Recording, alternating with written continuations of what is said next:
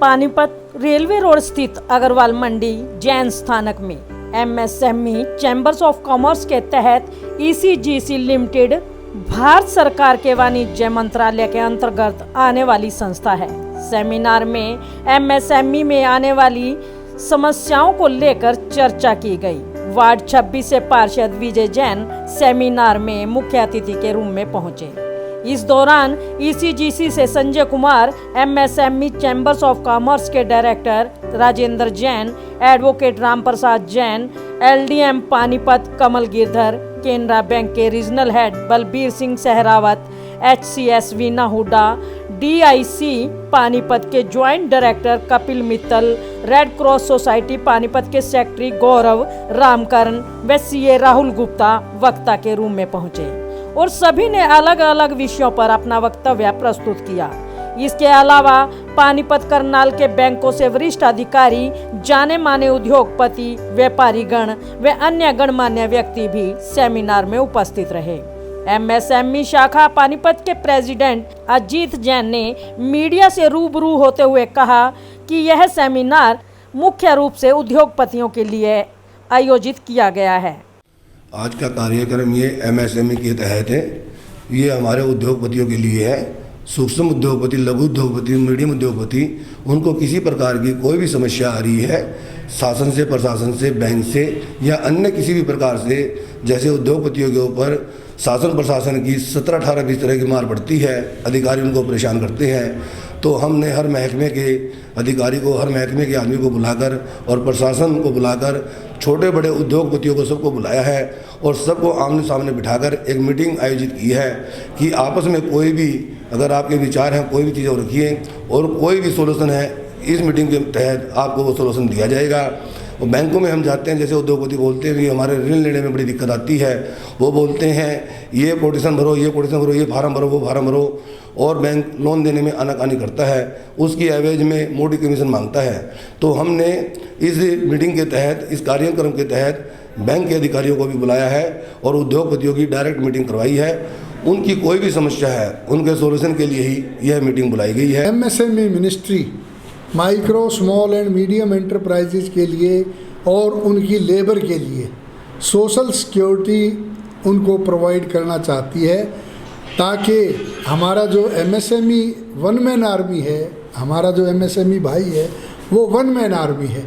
उसके पास कोई बहुत बड़ी स्टाफ नहीं है, बहुत बड़े कंसल्टेंट्स नहीं हैं। तो हमारी कोशिश ये है कि उनको डिस्ट्रिक्ट लेवल पे बढ़िया से बढ़िया प्रोफेशनल कंसल्टेंट्स अरेंज कराए जाएं और उनकी समस्याओं का समाधान करने के लिए हरियाणा स्टेट के डायरेक्टर करनाल में बैठते हैं। लोगों को इस चीज़ का नॉलेज नहीं है, अभाव है, तो हम ये टाइम टू टाइम प्रोग्राम करके जो ये lack of coordination and lack of knowledge है एमएसएमई में, उसके बारे में लोगों को जानकारी देने की प्रयास करते हैं।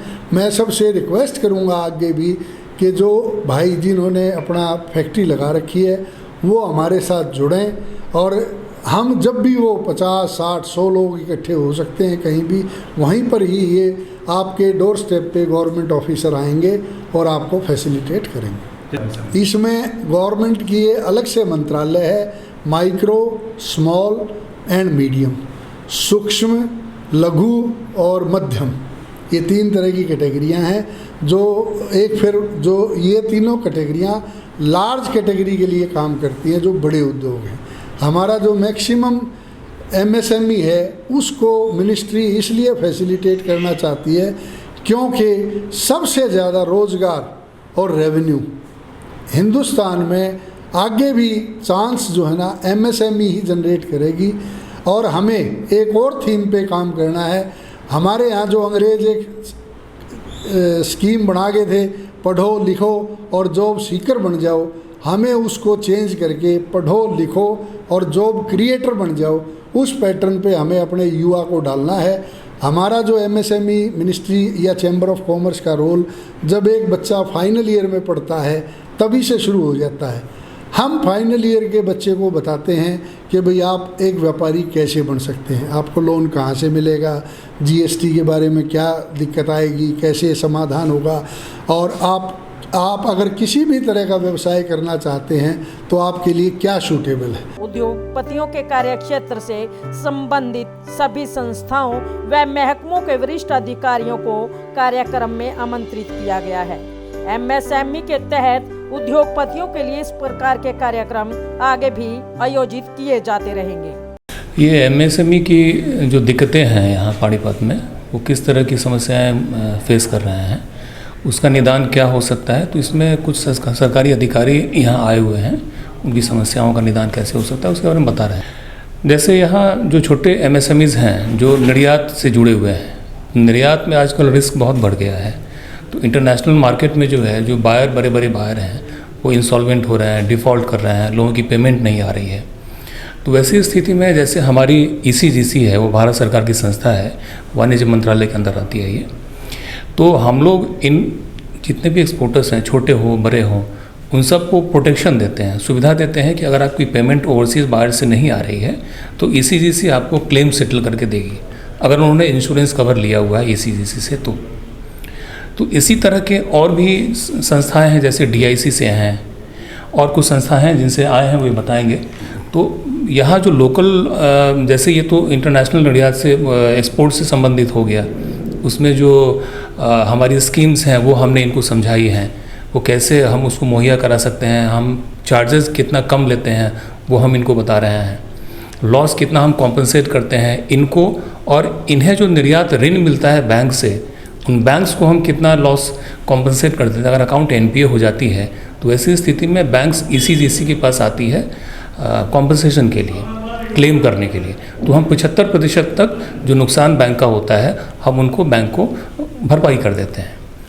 मेरा नाम संजय कुमार है, मैं भारतीय निर्यात ऋण गारंटी निगम यहाँ शाखा प्रबंधक हूँ, पानीपत शाखा में। आज जो ये कार्यक्रम है, श्री राजेंद्र प्रसाद जी जो है एक ऐसा बीड़ा उठाया है कि व्यापारी भाइयों के लिए कोई भी दिक्कत है, कोई भी चीज़ है, इनसे किसी टाइम बात कर सकते हैं। और व्यापारियों के फ़ायदे के लिए आज मैंने पहली दफ़ा ये मीटिंग अटेंड की है। मैं नहीं समझता कि हर व्यापारी को ये सारे लॉज समझने चाहिए। आज मेरी भी कुछ परेशानियां थी जो सुन करके मेरे को पता लगा कि मैं बाद में भाई साहब से डिस्कस करूंगा। ये सभी के लिए बहुत फ़ायदेमंद है।